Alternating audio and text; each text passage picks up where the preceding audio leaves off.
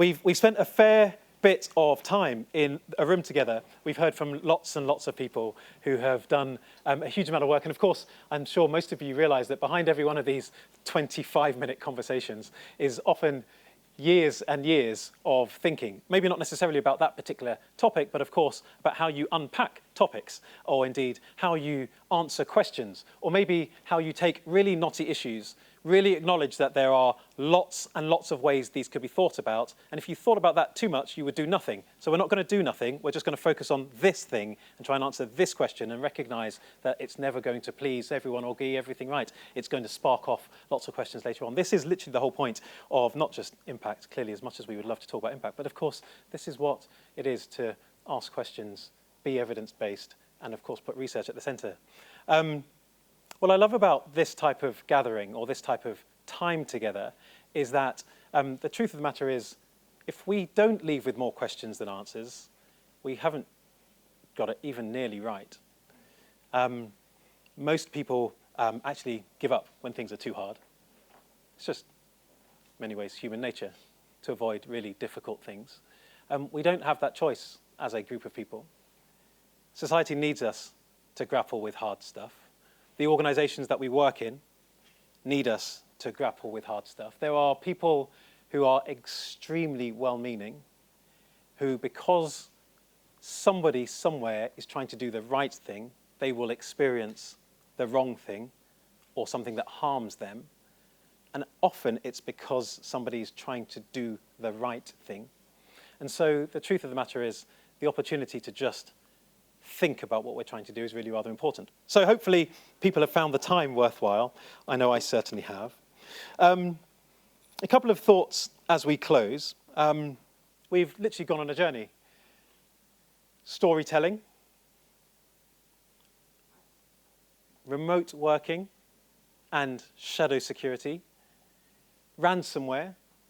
We've touched on and indeed looked at insider threat and indeed a lot associated with that. And of course, we've even taken a good look at phishing, because what kind of security program or complex or conversation wouldn't talk about that?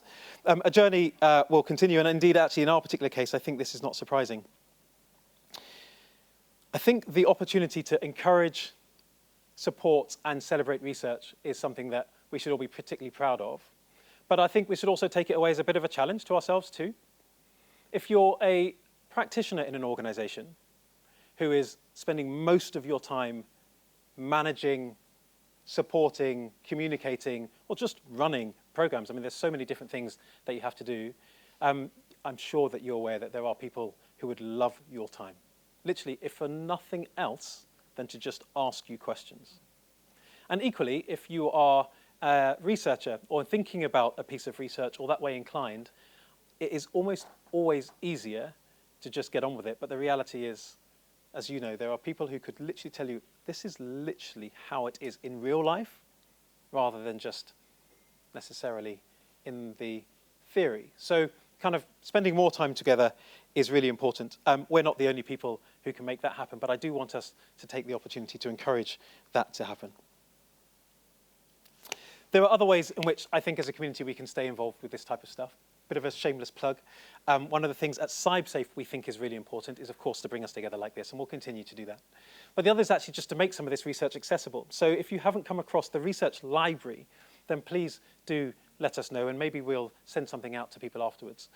We've been on a bit of a project for the last few years, now about 5 years now, to just keep posting research that is somehow associated with the human aspect of cybersecurity into one place, just to make it easily accessible. Not because actually that's the only way to get it, but actually because we know that so many people who are interested in this space don't have time to search in lots of different areas. So if they had one place to go, that might make it possible. Is it exhaustive? Of course it's not. And indeed, is there a lot of work that isn't necessarily there? Of course that's the case. But we want to be able to just continue to point. So I'd point you towards the research library. Please have a look at that if you don't know it. The security behavior database is something that this particular community has fed into for quite some time. A categorization and classification of security behaviors and associating them with risk outcomes. And it was interesting hearing from Ash there, which I thought was particularly helpful, because the reality is that there are, of course, some really rather progressive thinkers who are really quite clear as far as they're concerned about some of the areas that we could be focused on if we're thinking about loss. But every single organization is on a journey, and if we can make it really easy for organizations to take those steps, then we're more likely to make the progress that we want to see. So in that sense, I think if you're not aware of the security behavior database, that might be a way in which you might be able to contribute, especially if you're interested in helping us continue to develop it. It's an open source research project that has had hundreds of people like those sat in the room contribute to improving it, and it needs further improvement, as all things do. My final point is to say thank you again. Thanks for sitting through a rather warm room and missing out on a rather warm day so that we could have conversations like this. Thank you for being so respectful of and indeed so interested in the people who have taken the time to share with us, again, not 25 minutes of work, but in many cases, years and years and years of ways of thinking. And thank you also in advance for maybe sharing the word as well. I don't think we're particularly special, those of us in the room, Jason included. I think, in truth, I think there are lots and lots and lots of people. I like having a go at Jason. There's lots and lots of people who are really interested in this type of stuff and are doing amazing work and are in organizations and vendors and technology groups and academic institutions who are not reflected in this room doing amazing stuff, and we need to point at and elevate what they're doing. And then if that happens, then all of the people who, like we talked about earlier on, who will have somebody who's well-intentioned do something that actually causes them harm, let alone the cyber criminals who are deliberately trying to cause them harm. We'll have a little bit less of that. So thank you in advance for doing that. I hope it's been helpful. I hope it's been good. Please let us know whatever you think, good or bad. We want to improve the way we do this, and we look forward to seeing you again.